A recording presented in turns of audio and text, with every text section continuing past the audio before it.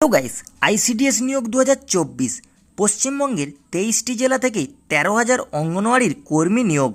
তো গাইস, এই প্রক্রিয়াটি শুরু হয়ে গেছে। আপনারা যদি এখানে আবেদন করতে চান তাহলে আজকের এই প্রতিবেদনটি আপনাদের জন্য খুবই গুরুত্বপূর্ণ হতে চলেছে। তো গাইস, ভিডিওটি শেষ পর্যন্ত দেখতে থাকুন, তাহলেই আজকের এই ভিডিওতে আমাদেরকে A to Z প্রসেস জানিয়ে দেব। তো দেখুন, প্রথমেই নিয়োগ করা হবে নিম্নলিখিত পদে, এরপর শূন্যপদ সংখ্যা, তারপর বয়সসীমা কী রয়েছে, শিক্ষাগত যোগ্যতা, নিয়োগ প্রক্রিয়া, আবেদন পদ্ধতি, অফলাইনে আবেদন করবেন কিভাবে, অনলাইনে আবেদন করবেন কিভাবে। তো গেস A to Z আজকের এই ভিডিওতে আপনাদেরকে জানিয়ে দেবো। তো গেস, ভিডিওটি শেষ পর্যন্ত দেখতে থাকুন। তো দেখুন, পশ্চিমবঙ্গে সরকারি চাকরির অপেক্ষায় থাকা চাকরি প্রার্থীদের জন্য এবার সুখবর নিয়ে এসেছে ICDS, integrated child development services. এর বিভাগে এবার প্রায় 13,000 অঙ্গনওয়াড়ি কর্মী এবং হেল্পার নিয়োগ করা হবে। পশ্চিমবঙ্গের 23টি জেলা থেকে ধাপে ধাপে এই নিয়োগ প্রক্রিয়া সম্পন্ন হবে। লোকসভা নির্বাচনের পর এই সুখবর রাজ্যের চাকরি প্রার্থীদের মনোবল কয়েক গুণ বাড়িয়ে দিয়েছে। প্রথমেই নিয়োগ করা হবে নিম্নলিখিত পদে। তো কী কী পদে নিয়োগ করা হবে দেখে নিন। প্রথমে হচ্ছে অঙ্গনওয়াড়ি সুপারভাইজার, তারপর অঙ্গনওয়াড়ি হেল্পার, এই দুটি পদে নিয়োগ করা হবে।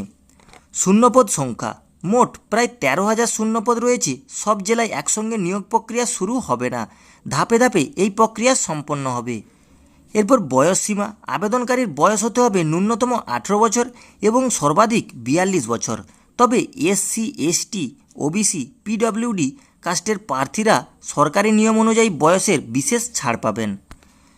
এরপর শিক্ষাগত যোগ্যতা, অঙ্গনওয়াড়ি সুপারভাইজার এবং হেল্পার পদের জন্য প্রার্থীকে যে কোনো স্বীকৃত বোর্ডে বা প্রতিষ্ঠান থেকে ন্যূনতম উচ্চ মাধ্যমিক পাস হতে হবে।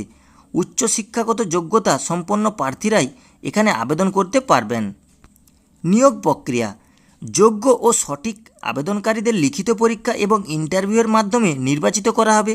পরীক্ষার সিলেবাস এবং অন্যান্য তথ্য জানার জন্য আমাদের এই চ্যানেলটি সাবস্ক্রাইব করে রাখবেন।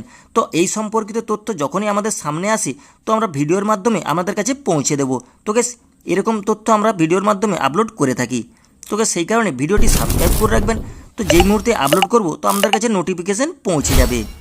তো এবার আবেদন পদ্ধতি, প্রথমে নিজের জেলার অফিসিয়াল ওয়েবসাইট থেকে নিয়োগের বিজ্ঞপ্তি ডাউনলোড করতে হবে। বিজ্ঞপ্তিতে পঞ্চায়েত ও মিউনিসিপ্যালিটি অনুযায়ী শূন্যপদের বিবরণ উল্লেখ থাকবে।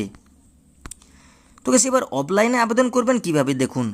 আবেদন ফর্ম পূরণ করে প্রয়োজনীয় ডকুমেন্টস জেরক্স করে নির্দিষ্ট ঠিকানায় জমা দিতে হবে। তো এইটা হলো অফলাইনের আবেদন প্রসেস। এরপর অনলাইনে আবেদন কিভাবে করবেন।